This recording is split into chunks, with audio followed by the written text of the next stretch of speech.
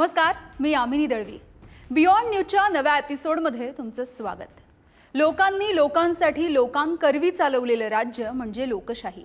लोकशाहीची साधी सोपी आपल्या सर्वांना कळेल अशी ही व्याख्या। मात्र प्रत्यक्षामध्ये काय दिसतं?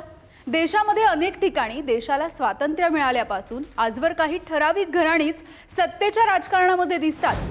सर्वच लोकांपेक्षा ठराविक घराण्यांच्या या सत्ता कारणामुळे लोकशाहीतील घराणेशाही खुपावी इतकी फोफावलेली दिसते आहे। आजचे सत्ताधारी पूर्वी विरोधक होते तेव्हा ते या घराणेशाहीला राजेशाही संबोधायचे आणि तुटून पडायचे। आता मात्र ते विरोधामधून सत्तेत येताच त्यांना घराणेशाहीमध्ये सुद्धा आपलं आणि परक दिसू लागलंय। आपल्या सोबतच्यांची घराणेशाही आवडू लागली आहे। लोकसभा निवडणुकीची उमेदवारी जाहीर होताना जी उमेदवार यादी जाहीर होतीये यामधून घराणेशाही पुन्हा एकदा चर्चेत आली आहे। त्यामुळे आज आपण बोलणार आहोत राजकारणामधल्या घराणेशाही विषयी।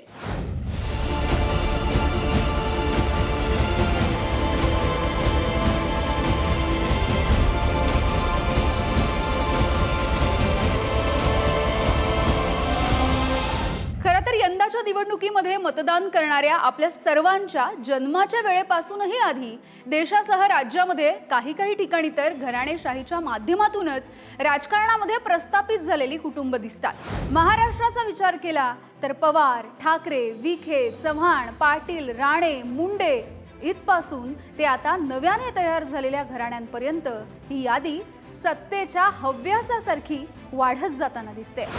आणि आता बघूयात महाराष्ट्राच्या राजकारणातली अशीच काही मोठी घराणी। तर पहिलं नाव आहे यामधलं बाळासाहेब ठाकरे।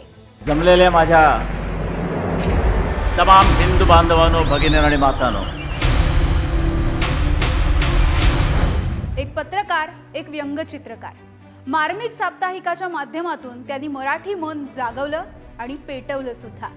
शिवसेनेच्या स्थापनेपासून एक जहाल राजकारण सुरू केलं। त्या बाळासाहेबांच्या ठाकरे घराण्यातील उद्धव ठाकरे, त्यांचे पुत्र आदित्य ठाकरे अशी परंपरा दिसते। दुसरीकडे बाळासाहेबांचे बंधू श्रीकांत ठाकरे, यांचे पुत्र राज ठाकरे, त्यांचे पुत्र अमित ठाकरे अशी वेगळी मनसेची सुद्धा परंपरा आहे। पुढे जाऊया। पुढचं घराणं आहे शरद पवार यांचं।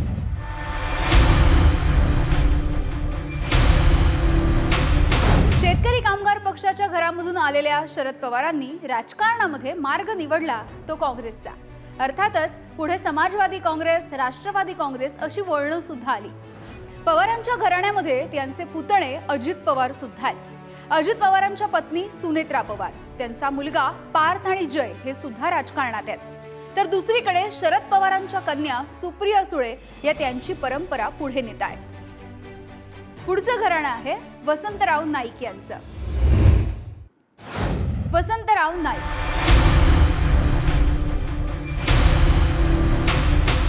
महाराष्ट्राचे सर्वात जास्त काळ मुख्यमंत्री राहिलेल्या वसंतराव नाईक यांनी राज्यामध्ये हरित क्रांती आणली। पण त्यांच्या घराण्यामधून दुसरे मुख्यमंत्री राज्याला लाभले ते त्यांचे पुतणे सुधाकरराव नाईक। त्यांच्या पश्चात मनोहरराव नाईक, पुढे निलय नाईक आणि सुनबाई सुद्धा वारसा चालवतात। पुढचं घराणं बघूयात। पुढचं घराणं आहे गोपीनाथ मुंडे यांचं मुंडे घराणं।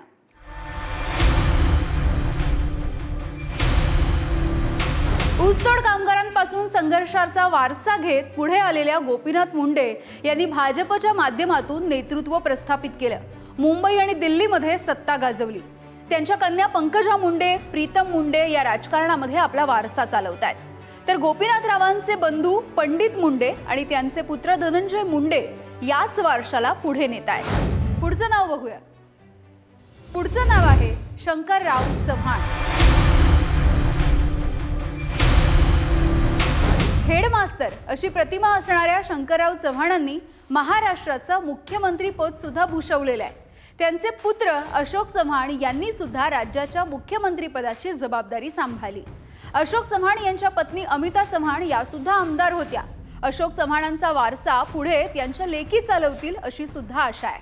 आणखी काही घराणी बघूयात। यामधलं पहिलं घराणं आहे वसंतदादा पाटील यांचं। स्वातंत्र्य लढ्यामध्ये इंग्रजांशी संघर्ष करताना गोळी खाणाऱ्या वसंतदादा पाटील यांनी महाराष्ट्राचं मुख्यमंत्रीपद भूषवलं। त्यांच्या पत्नी शालिनीताई पाटील या सुद्धा आक्रमकतेनं राजकारणामध्ये सक्रिय होत्या. आता सुद्धा काही वेळा कडक भूमिका मांडून त्या सक्रिय असतात. प्रकाश पाटील हे राजकारणामध्ये होते.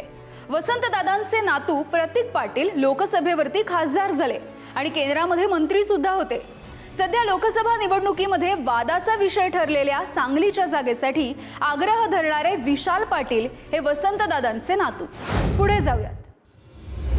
पुढचं नाव आहे शंकरराव मोहिते पाटील. सोलापूरच्या अकलूजमध्ये शंकरराव मोहिते पाटील यांनी सहकाराचं आणि शेतकरी संघटनांचं रोपटं लावलं आणि ते त्यांच्या खडतर परिश्रमामुळे वटवृक्षामध्ये बहरलं. त्यांचे पुत्र विजयसिंह मोहिते पाटील यांनी त्यांचा राजकीय वारसा पुढे नेला. राज्याच्या उपमुख्यमंत्री पदापर्यंत त्यांनी मजल मारली. त्यांचे पुत्र रणजित सिंह मोहिते पाटील आमदार आणि खासदार सुद्धा राहिले. या घराण्यामधील प्रतापसिंह मोहिते पाटील हे भाजपमध्ये गेले, तर नंतर संपूर्ण मोहिते पाटील घराणं राष्ट्रवादी सोडून भाजपमध्ये गेलं. आता विजयसिंहांचे पुतणे धैर्यशील मोहिते पाटील यांना भाजपनं उमेदवारी नाकारली आहे आणि त्यानंतर ते पुन्हा एकदा शरद पवार यांच्याकडे वळले आहेत. पुढे जाऊयात. पुढचं नाव आहे बाळासाहेब विखे पाटील. राजकारणामध्ये बाळासाहेब विखे पाटील यांच्यापासून विखे पाटील यांचं घराणं सक्रिय झालं.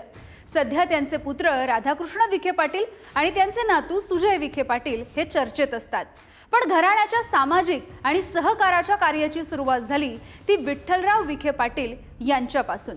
पद्मश्री डॉक्टर विठ्ठलराव विखे पाटील यांच्या नेतृत्वाखाली 17 जून 1950 रोजी अहमदनगर जिल्ह्यामधल्या प्रवरानगरीमध्ये लोणीमध्ये आशियामधला सहकारी तत्वावरचा पहिला सहकारी साखर कारखाना उभा राहिला.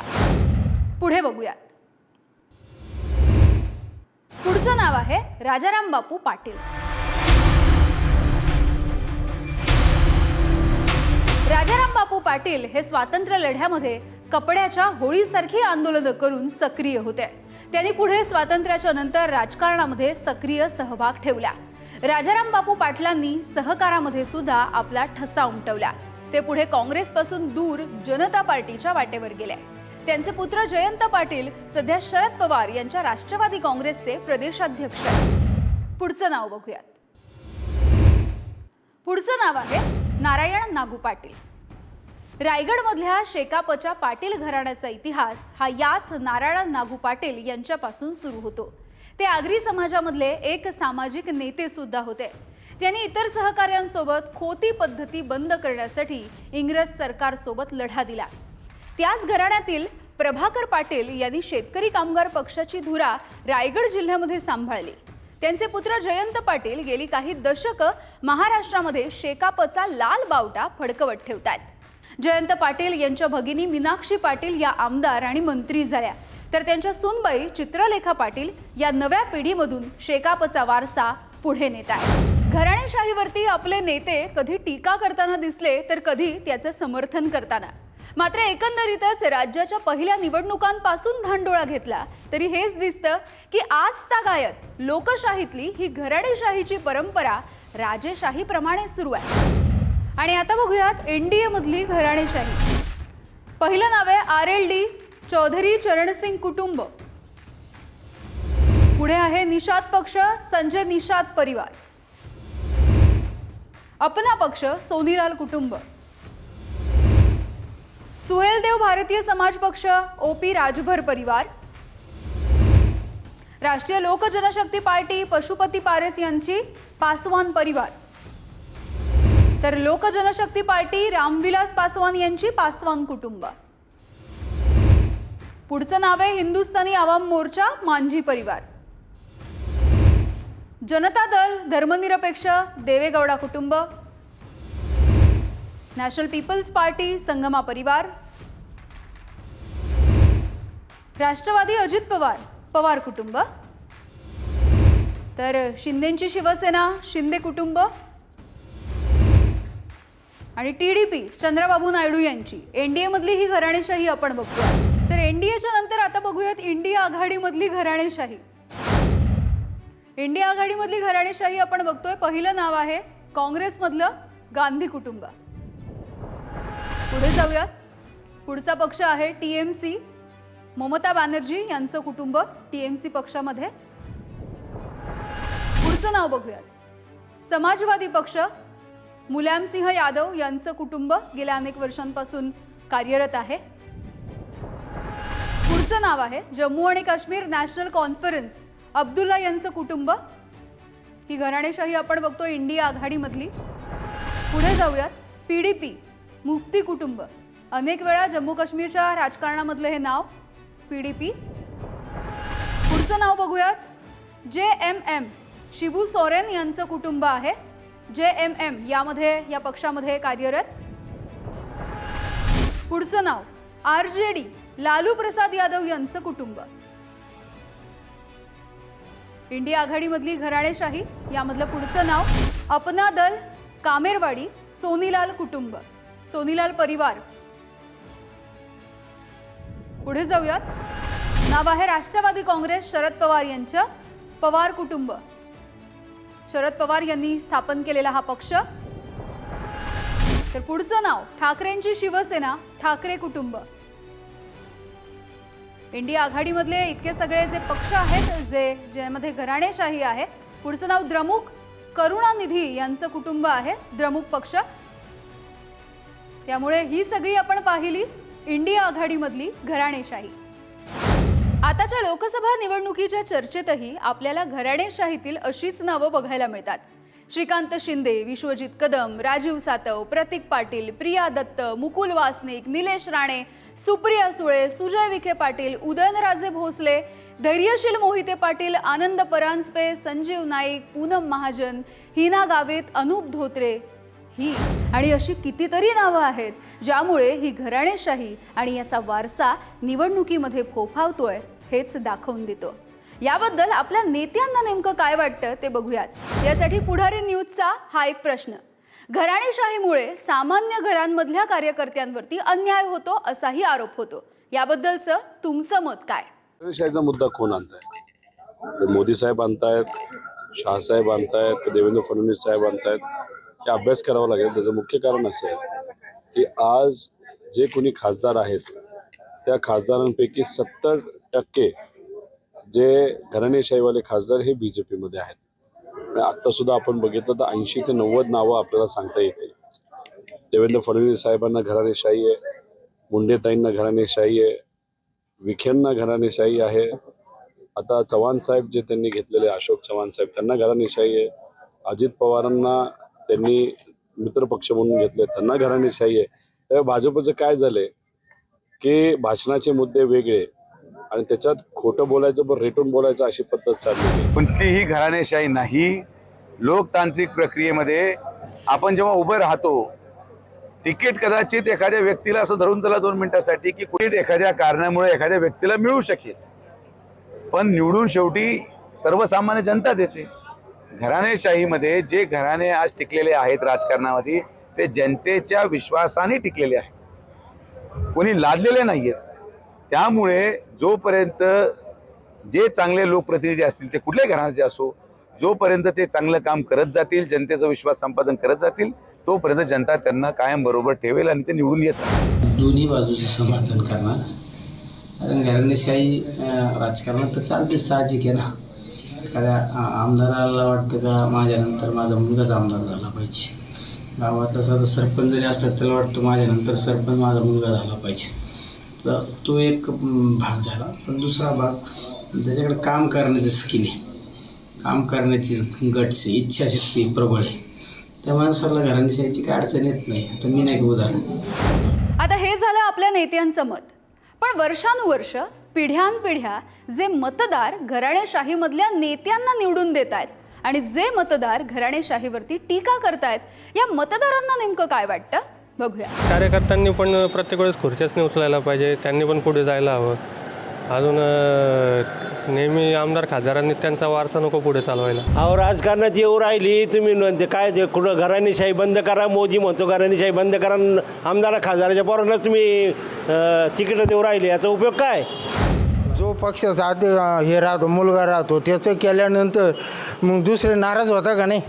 का सर्व मक्तेदारी तुमचीच आहे? तो नको आहे. कारण ते घराणे त्यांच्या घरातच बघतात, बाकीचे दुसरीकडे लक्ष द्यायला त्यांना. राजकारणामधल्या घराणेशाहीवरती सुरुवातीपासून इतकं बोललं गेलेलं असताना सुद्धा नेत्यांना आणि मतदारांना ती आवडते तरी कशासाठी? त्यांची मानसिकता नेमकी असते तरी काय?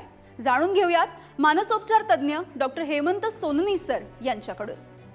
आपल्या वडिलांमुळे आईमुळे नेतेगिरी ते हक्कच मानतात.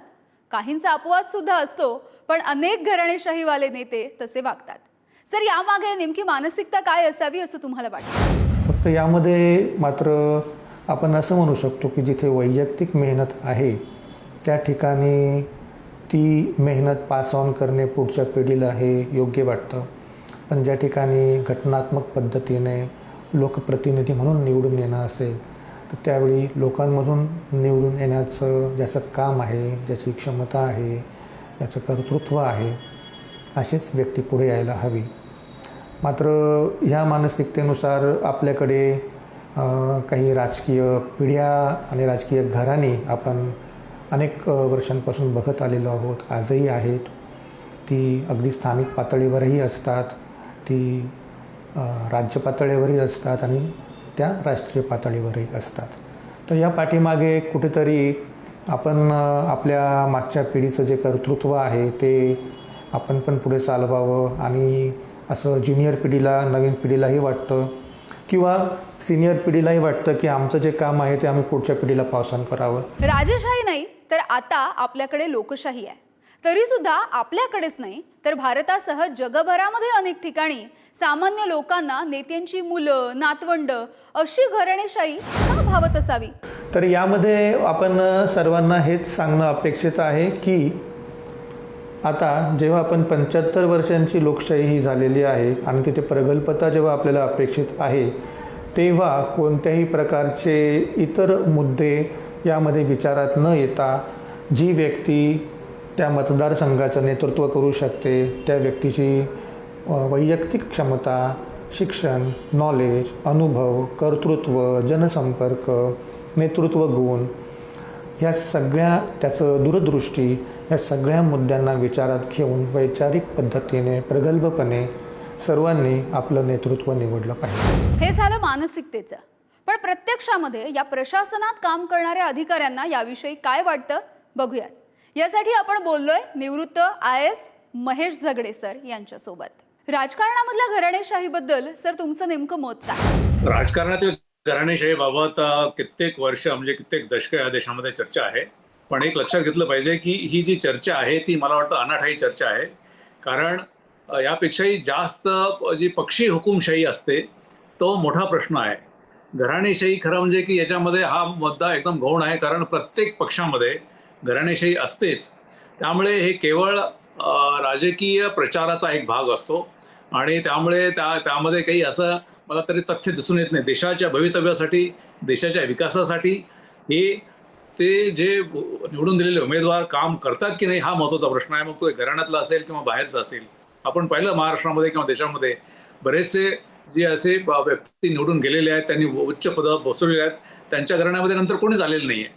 पण काही घराण्यामध्ये ते पुढे आलेले आहेत. आता उदाहरण द्यायचं झालं तर शिवसेनेमध्ये बाळासाहेब ठाकरेंनी हे शिवसेना सुरू केली आणि एकदम लहान लहान कार्यकर्त्यांना त्यांनी मोठं केलं. पण आता या लहान लहान कार्यकर्त्यांचेच पुढच्या पिढ्या आता त्यामध्ये यायला लागलेल्या आहेत.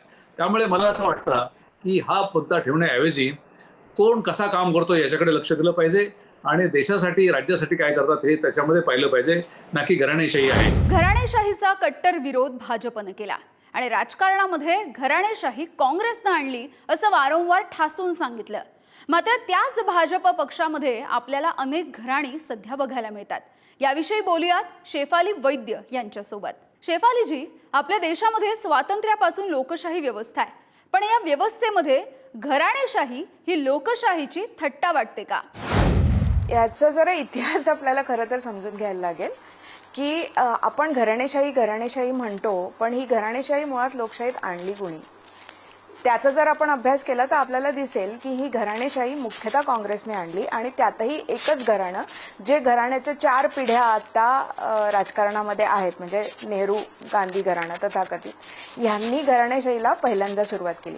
काँग्रेसचे काही इतरही नेते होते, म्हणजे पटेल होते, पटेलांनी कधी आपल्या मुलांना राजकारणामध्ये आणलं नाही. आज सुद्धा तुम्ही जर बघाल देशामध्ये की जी घराणी आहेत किंवा जे प्रादेशिक पक्ष आहेत जे आज घराणेशाहीवरती चालतात, त्यांचा DNA जो आहे तो काँग्रेसचाच आहे.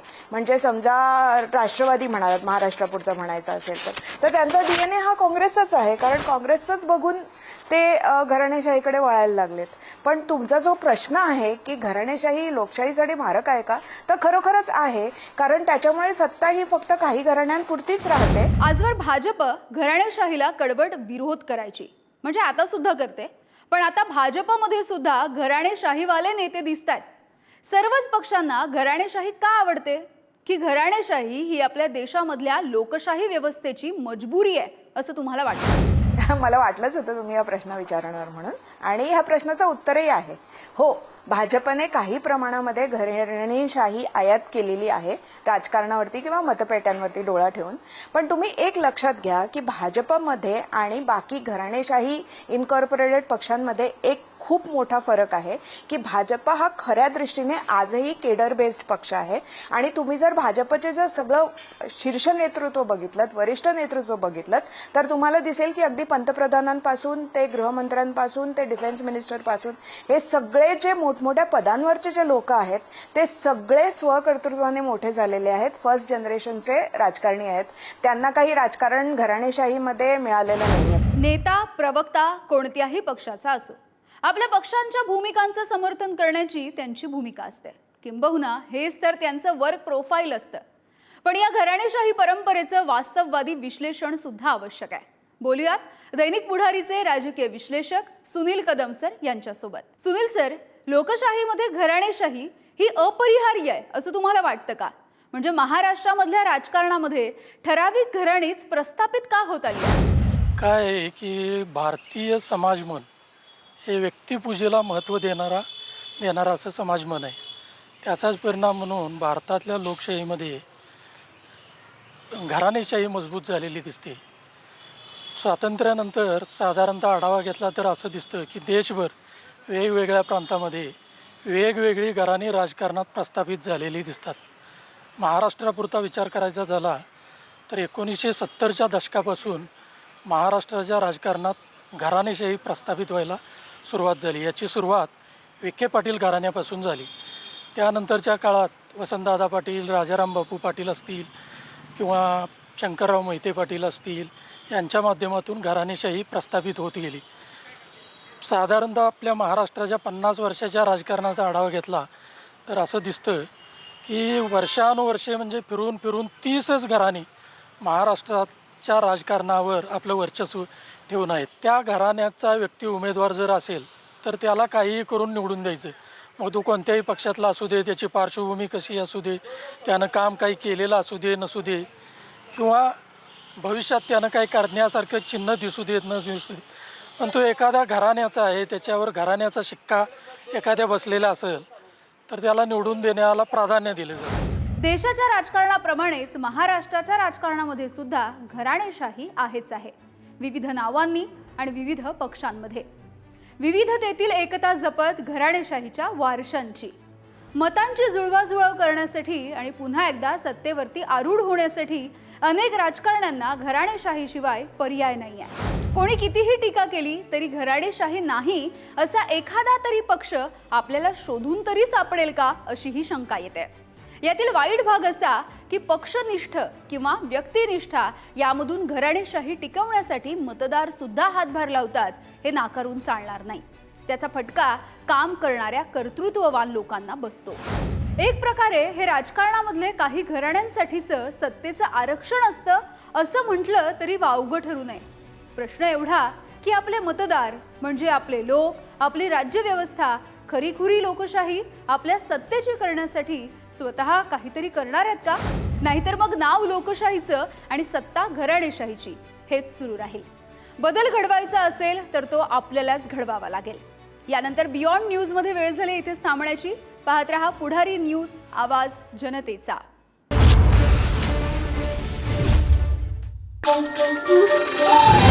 Thank you.